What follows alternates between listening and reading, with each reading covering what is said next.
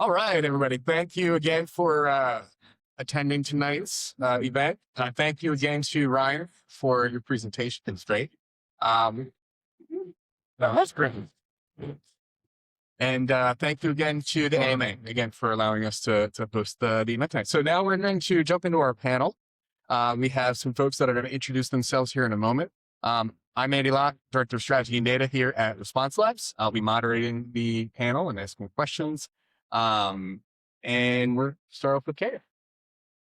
I don't know if I need a microphone. Carrie Jones, the Media Director here at Response Labs. All right. Hi, everyone. Melanie Butler. I work with Ryan at Giant Food. I am our CRM, loyalty, and e-commerce marketing strategy manager. So all around retention and acquisition of our customers and driving long-term loyalty. Hi, everybody. I'm Dan, co-founder and CEO here at Response Labs. Thank you, Ryan. That was a fantastic presentation. Happy to have you all here. This should be a lot of fun. We're going to do a panel type thing. I'm going to throw Andy a little bit of a curveball. Maybe if you have questions while we're talking, we can kind of take those at the same time. The only one I can ask questions. No, come on. Let's change it up. Let's change it up.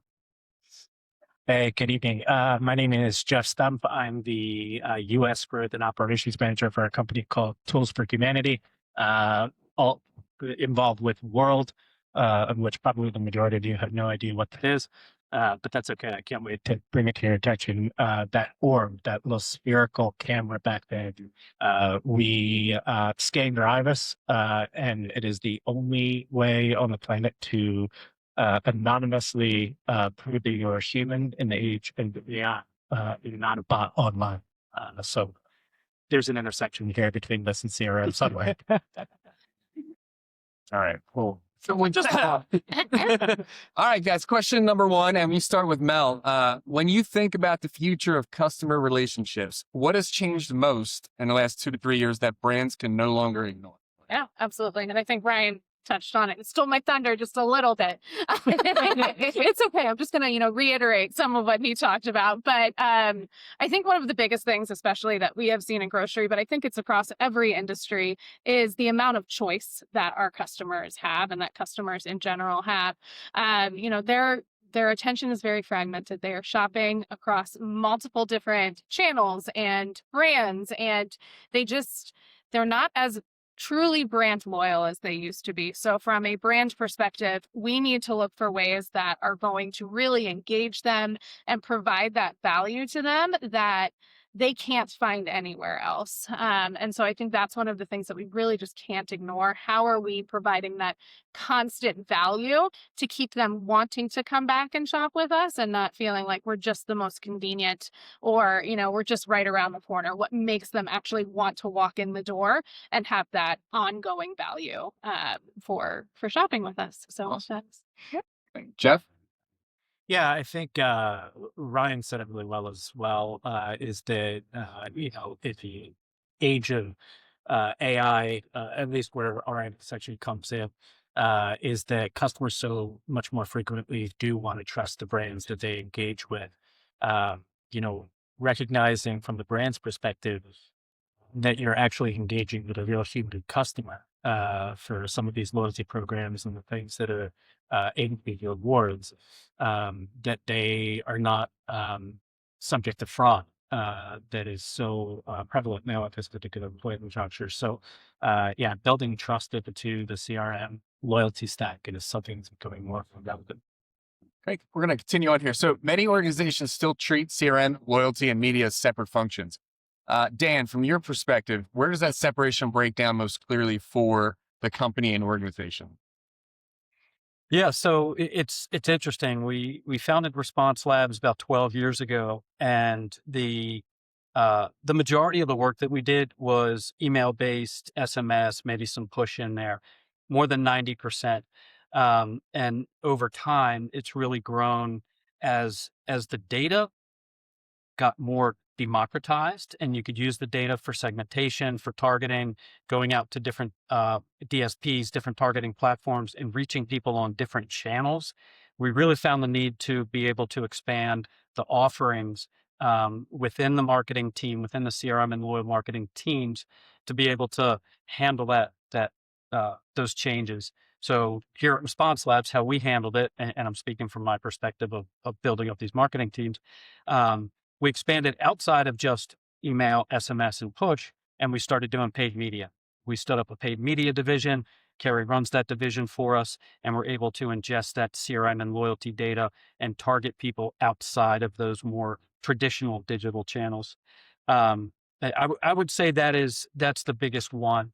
Personalization with the creative side of things to be able to feed that beast is another big part of the changes that we've seen. Great. And Carrie, running the media team, kind of on the ground, what are your thoughts? Yeah, so I think from the customer side, the expectation is that it's going to be seamless. They don't think of it as a SMS push or an email campaign. What they get from us, they want it to be relevant to them all the time, and they want the brand to know them and know their preferences and what they're buying, and speak to them as a loyal customer versus having a new customer acquisition. So I think there's a loss there when you don't have that line of story across all platforms because they can't really relate if they're getting ads for something that's not really relevant to them. They're like, oh, I shop with Giant all the time. Why aren't they serving me ads based on what I'm buying there? There's definitely a loss from that from a loyalty perspective. So you mentioned customer. Mel, kind of from the customer side of things, what are your thoughts? Yeah, I mean, I 100% agree. Customers are not expecting it to be fragmented experience. They're expecting that if there's personalization that they're getting via email, they're getting that same personalization across media channels. And so I think historically what we see, and I think we're kind of trying to work toward that at Giant a little bit, is to pull those strategies together. And that's what brands can do a little bit more of. I know that at Giant, we work very closely with our media team within the marketing team to build out what our strategies are. So we're using first party data to really target what we know about the customer. We haven't really cracked the nut yet of targeting them with the offers that they're getting via SMS or via email. But there is a huge opportunity there to, have that media drive the awareness, have CRM, really nurture that relationship, and then in the end have loyalty to build on that long-term relationship. Awesome. So Jeff, your company very forward technology wise and using data and automation and AI. So where do you see AI and automation adding real value to that customer relationship and the customer relationship strategies? And where is it still more promise than reality?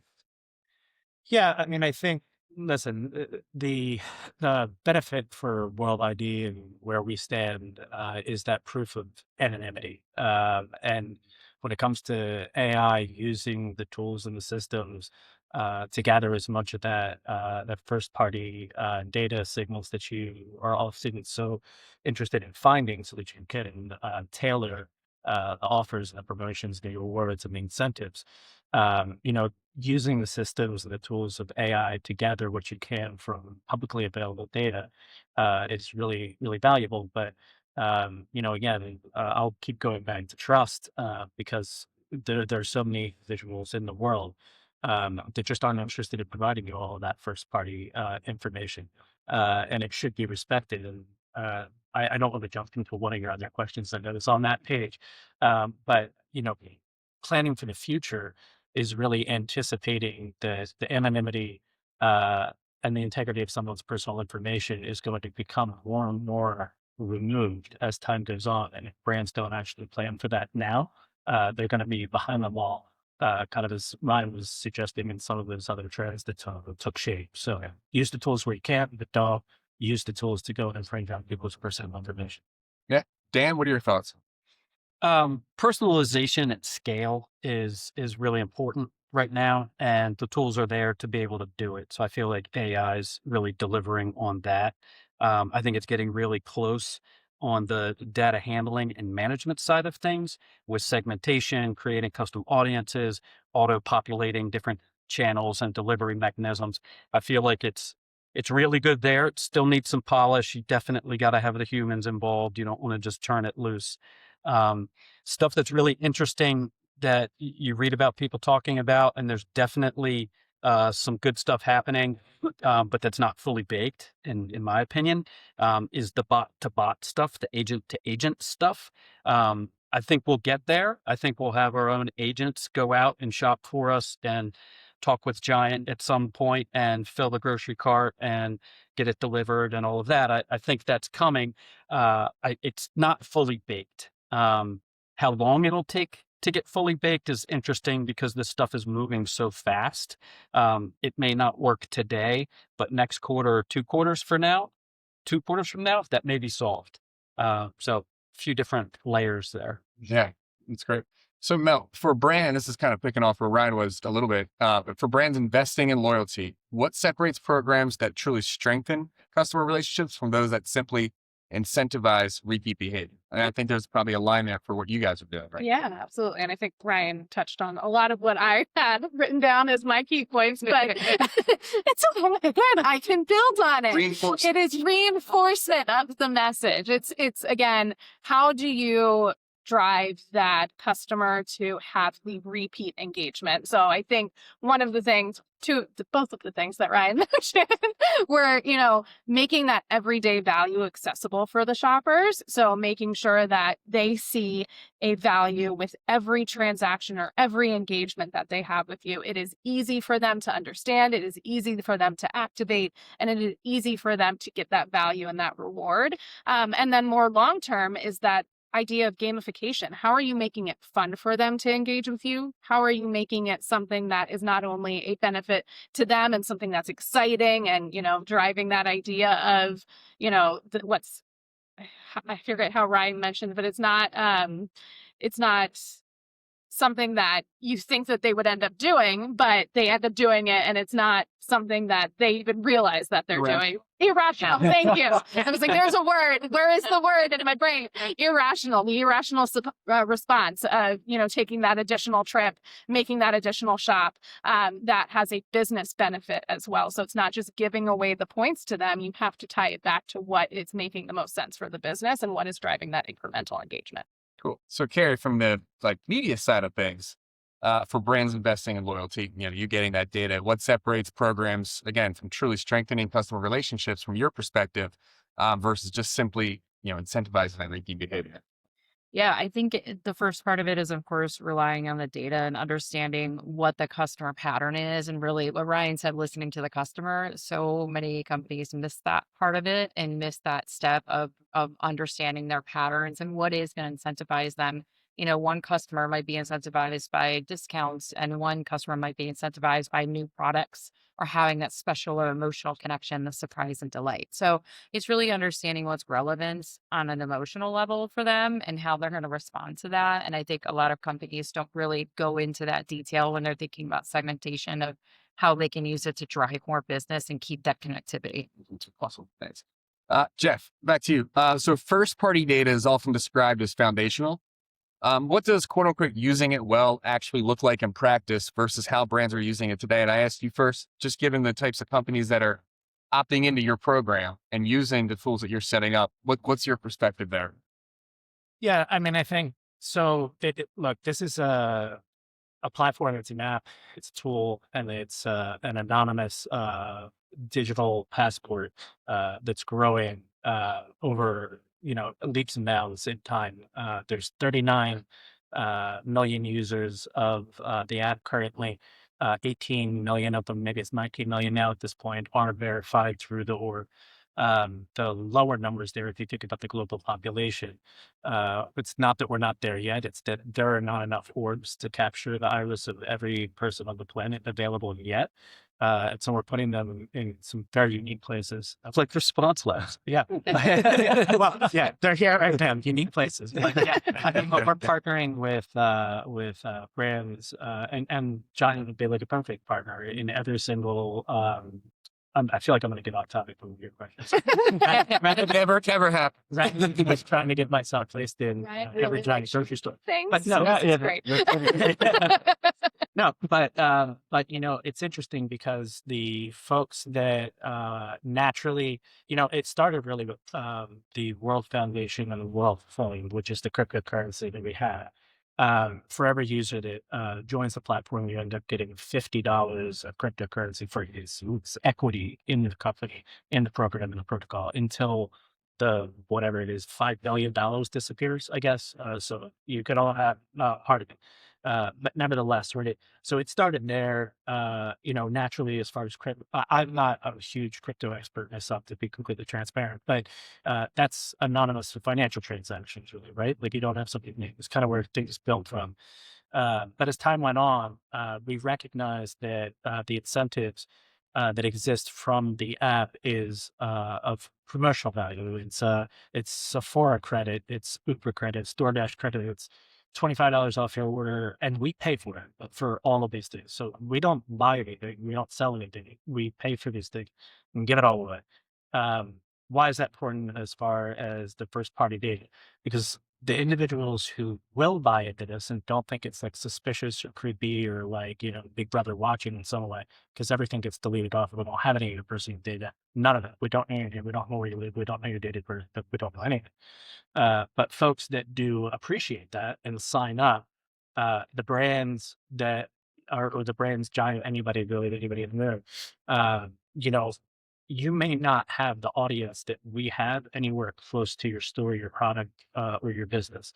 By being on our platform and appreciating that anonymity, we don't need to know anything. You can still provide an offer and drive business into your store for zero customer acquisition cost. So there's a marriage there. There's a blend. Sure, it's not knowing anything and still being able to earn revenue Yeah. without any data. That's interesting. So Dan, thinking about first party data as we understand to use it today with this idea of the anonymity of data. You can say that too. Probably not. What's your perspective on that from like where the agency side sits? Yeah, I mean, it's super interesting. We've made our bed in the first party data, right? We spend a lot of time there. We've done a lot of great work with our whole giant preference centers. And the premise there is I'm a huge fan of it.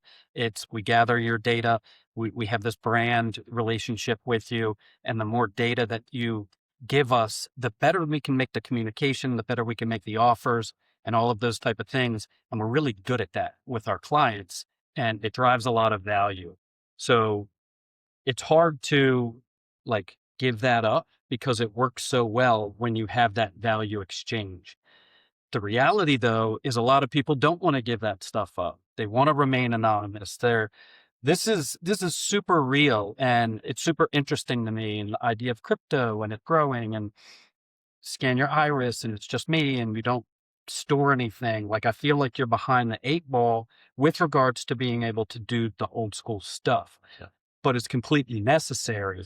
You and I were talking the other day and I said, oh man, one day there's going to be more agents. It's going to be more bots on the internet than actual people. And you corrected me. Yeah. You said there was a tipping point. Yeah, there's 51% currently of the traffic on all of the internet is already bots. So we're already outnumbered.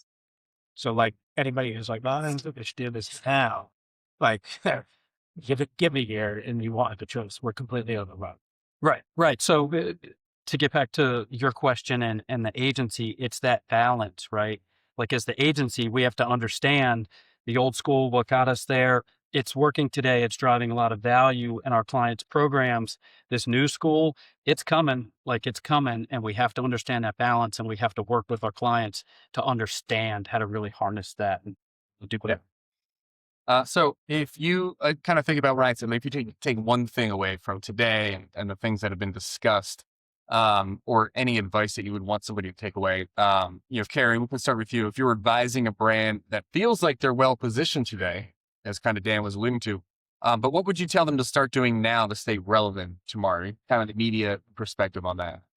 Yeah, I think it's really easy, especially in the media space, when you have something new and you're like, I want to change my whole strategy and I want to do this new thing. And then your media director's gonna be like, please don't do that. Because there's evolving at a pace that makes sense for your brand, but staying true to your values and your mission. And incorporating that new piece of landscape, and it evolves literally every day. My team and I were just talking about that today.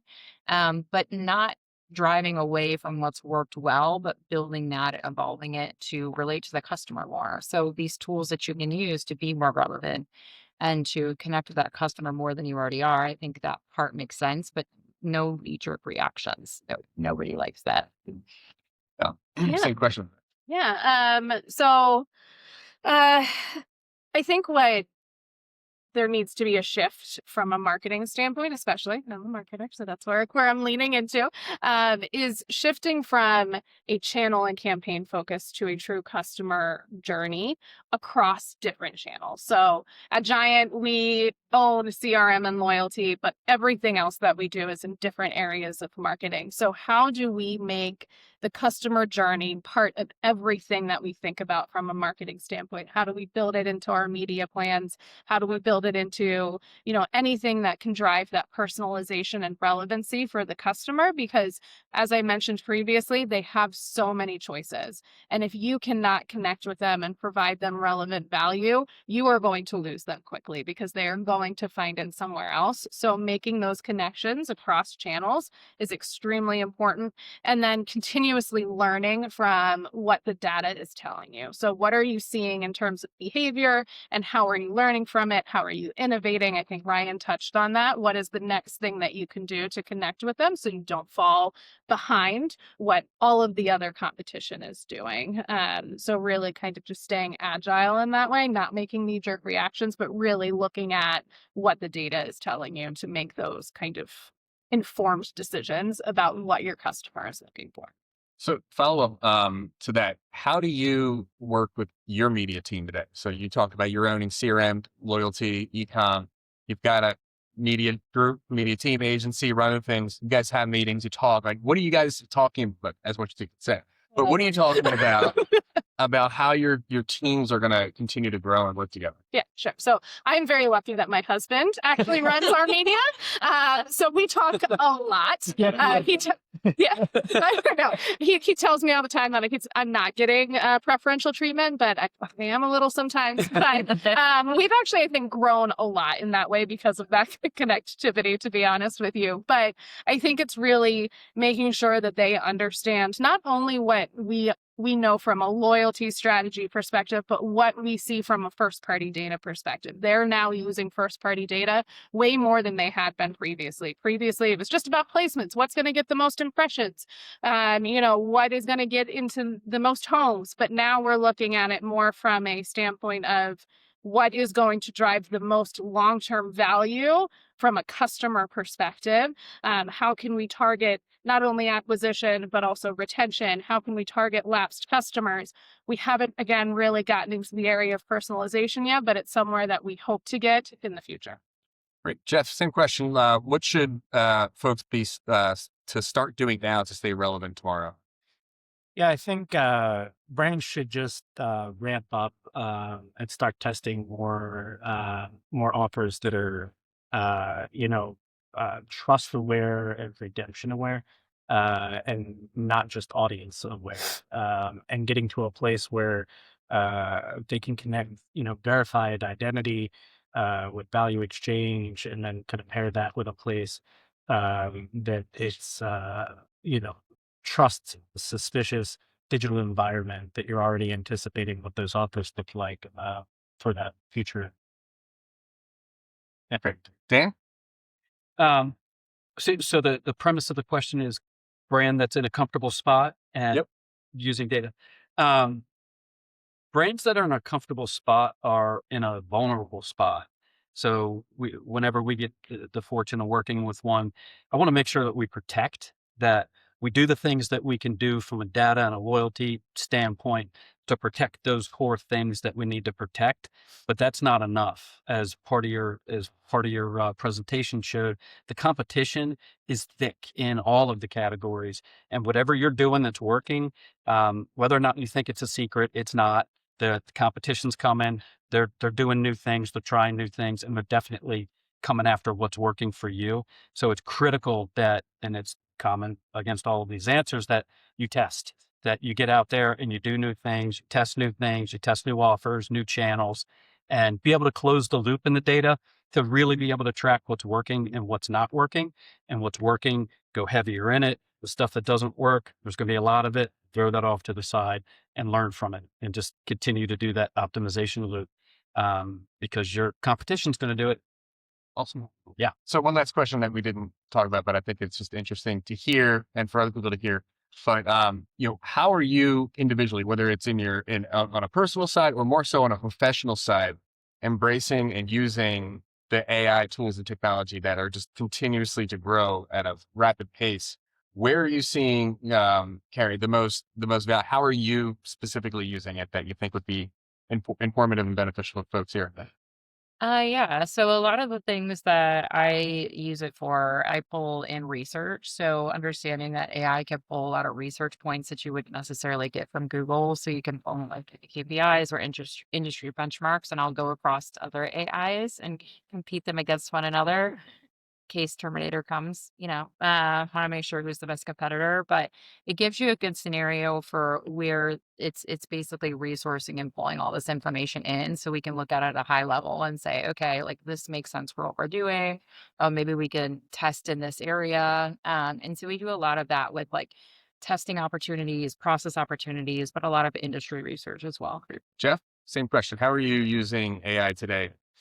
I feel like I want to give you the comic relief question, tell you personal stories about how I do use it, manage my children. That works. That's relative. Yeah, no, Relatable. I created a reading incentive system to reward my children for how many books and complexity of the reading level that they're on, so that I pay them to read until it starts to feel good.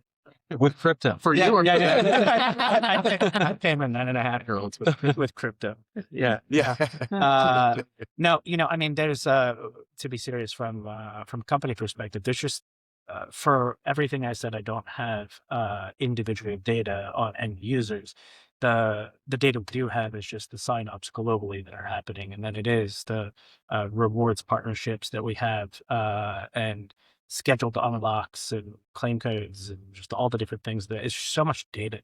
And so, using AI in that form to just kind of like punch holes in where things look like they're a pattern, but maybe like false positives, getting to strategize which direction you get to. It is also a lot about geography, where people are more receptive or less receptive to this based on what the rewards are. I can set up one, and we have lots in Miami, and they're in different malls, at different Simon Property Group malls, and we in droves for like a free ice cream or a free smoothie. That's like you could throw a tennis ball and hit the place as the smoothie or the ice cream. We just get hundreds and hundreds of people that sign up a day. They don't care at all about the crypto, but they sign up. But I do the same exact thing in Chicago, and nobody gives a shit. So, but different rewards they do. Absolutely. Different rewards they do. Sephora has become our number one claimed reward, and actually kind of opened up a means by which it's like $30, but like if you waited a month and a half, you could actually get $60 of rewards. So $60 is still like nothing in Sephora, but Right. Kind of sense. but it's still $60, right? It's still something. So so all this data and the different ways in which it's the same thing that you guys are doing, figuring out what really speaks to people, and then in different socioeconomic geographic locations. So Mel? Yeah, so similar research has been very helpful, especially from a competitive set. So obviously, we've talked a lot about competition. We own the offer strategies that we have, not only for loyalty, but also for e-commerce.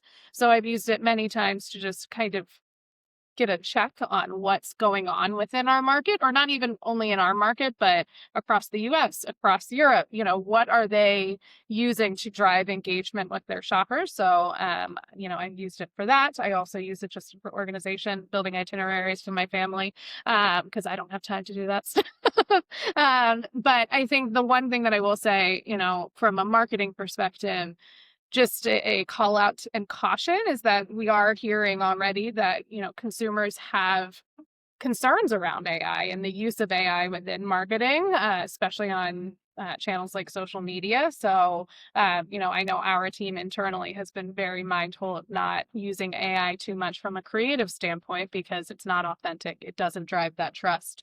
And, really the consumers of today want that for the brands that they're engaging with. And Dan, wrap it up. Your thoughts.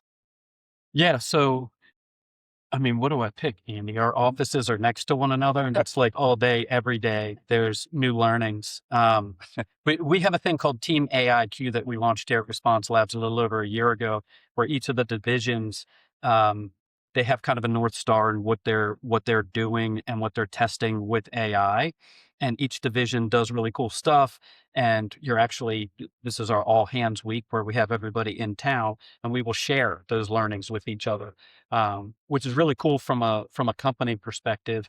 To pick one example from we're in a pitch for a multi-unit retail brand, and we wanted to do some competitive analysis and understand what the brand that we're pitching, what their reputation is, and what the competition's reputation is in the Yelps, the Googles, all of those things. What are the ratings? What are people saying?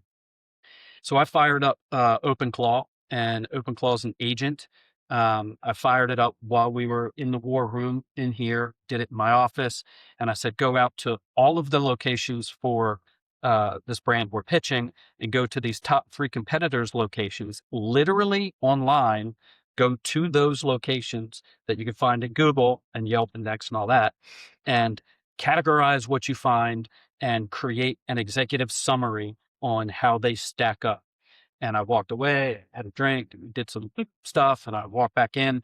And a few minutes later, I had an executive summary that I couldn't believe. So I pulled a couple people in and we tried to poke holes in it because you still have to do that. And the data was all right. And it was pretty amazing. And when I think how long in a previous world where I was pitching something, how long that would take, what would the resource be? Like I could pull in some strategists and be like, I want you, and they'd be like, that's 400. And I'd be like, I know, it's an important pitch. Let's get it done. This took minutes. And it executed damn close to flawless, if not. So that was a cool use case. Awesome. Well, thank you guys. If anybody has any questions, if not, we will wrap things up. But thank you again for attending.